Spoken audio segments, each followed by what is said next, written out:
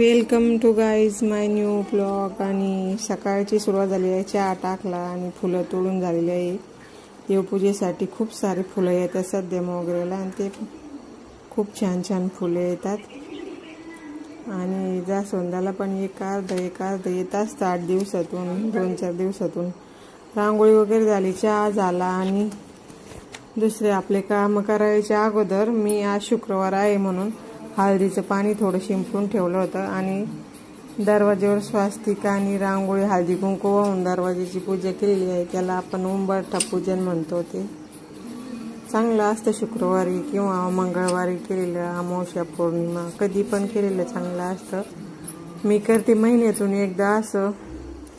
आणि देवपूजा ते केली, सगळे कामं केले आणि आजचा दिवस तर पूर्ण पापड करण्यातच गेला। तांदळाचे खूप पापड केले आम्ही, खूप मोठे, म्हणजे जेवढे करायचे होते तेवढे करून घेतले आज। त्याच्यासाठी तांदळाच्या पापडासाठी पाणी उकळून वगैरे घेतलेलं आहे। खिशी घेऊन पापड बनवले तर छान झाले पापड। एक मैत्रीण आली होती पापड करू लागायला, ह्या अशी खिशी घेऊन बनवले पापड आम्ही। खूप छान झाले पापड। अजून तळे नाही पण दाखवलं तुम्हाला। असा छोटा मिनी ब्लॉग आहे तर कसे करतात म्हणून ते कॅरी बॅग मधून मळून घेतले का छान होतं नरम पीठ एकदम।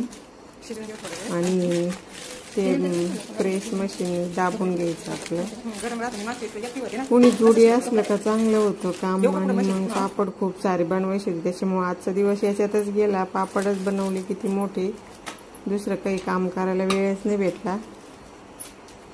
स्वयंपाक वगैरे आटपून आम्ही पापड बनवत होतो। हे बघा आता वाळलेले आहे, संध्याकाळच्या वेळेस ते पापड खूप सारे पापड झाले, एक घमेलं भर। आणि माझी जर ब्लॉग आवडत असेल तर नक्की लाईक करा, सबस्क्राईब